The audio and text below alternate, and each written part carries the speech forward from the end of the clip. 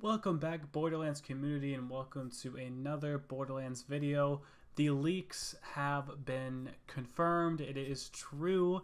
At the Microsoft E3 panel, they got a nice little trailer for Moze and some of the other characters showing some stuff off, but they shown off this Borderlands 2 DLC. Yes, the 5th DLC that was a leak is now officially confirmed. We knew it was going to be real just based on the fact that it was in the Steam store, but we didn't fully get everything and grasp everything of it. Yes, the enemy is a brand new enemy. It's not Hamstone Jack related.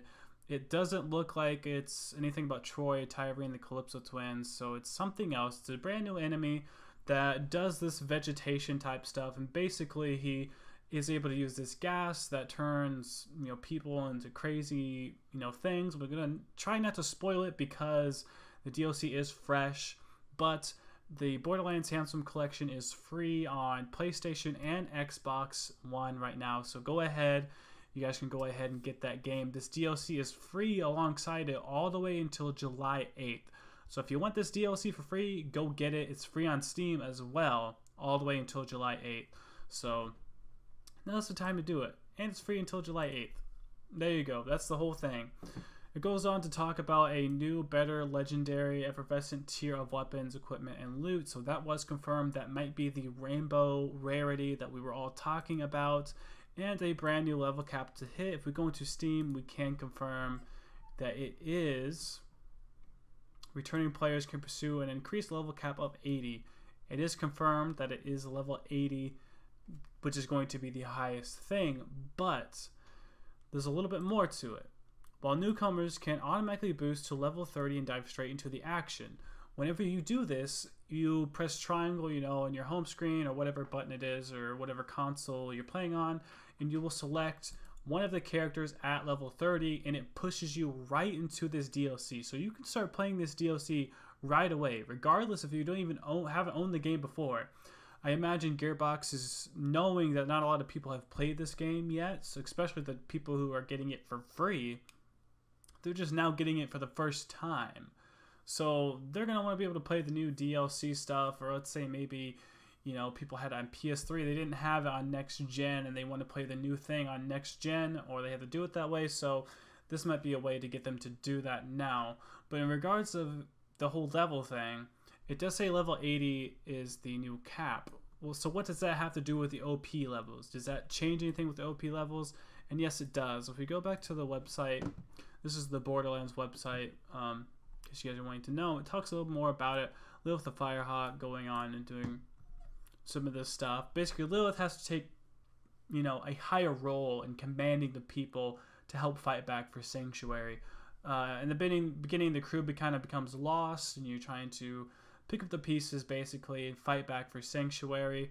I'm not going to go into too many details. It's kind of all you need to know for now. I'm going to do a video talking more about this DLC later on, but this DLC adds on 2 new in-game OP levels. So basically, you can get to level 80 now, which you could technically kind of get to level 80 before with the OP levels, but not necessarily because the skill tree and everything else couldn't really be used. But now, technically, you can get to level 80 and then level 80 OP 10. It adds on 2 new in-game OP levels. So realistically, you can kind of get to level 90 now. 80 of the actual levels, 10 OP levels. I'm not too sure where those extra 2 in-game OP levels are. If it is at the same place where we get the original other 8 OP levels, maybe it is in this DLC where we get the final 2, or they simply just added on 2 more OP levels at the same place where you go before. They did do some remapping and some changing of the game. You guys might notice that there not only is the DLC, but there's a short update for Borderlands 2 as well. Once you download this update, you'll notice there's a couple things different now. The thing that is different is the fast travel station is different. Instead of listing all the names of all the places, what it does is it actually categorizes them by DLC, which is so good. Why wasn't it like that to begin with? Well, it wasn't like that to begin with. Basically, what happens now is whenever you're looking through and scrolling through all the locations in the game, when you're trying to teleport, it categorizes them. It goes, like Tiny Tina's DLC, and it lists all the places that you can go to in Tiny Tina's DLC. It even says the headhunters, and it lists all 5 headhunters there. It lists the DLCs in order.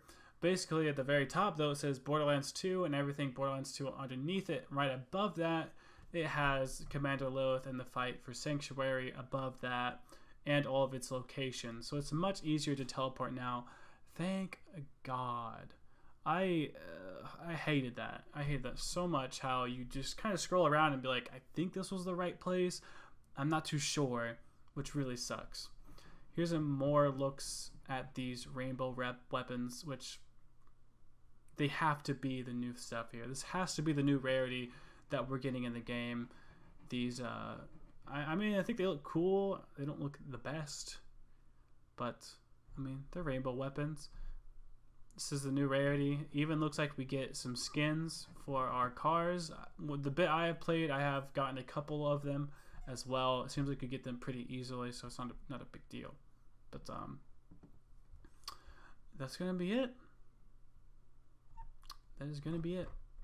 Going over the DLC, I'll be having some more videos coming out about Mose. Her skill tree and everything is out now. Links in the description below to my Twitch channel tomorrow, or technically today if you might be watching this today. I am going to be streaming the DLC and farming and trying to get to level 80 OP10. Hopefully I can get to that before the game comes out.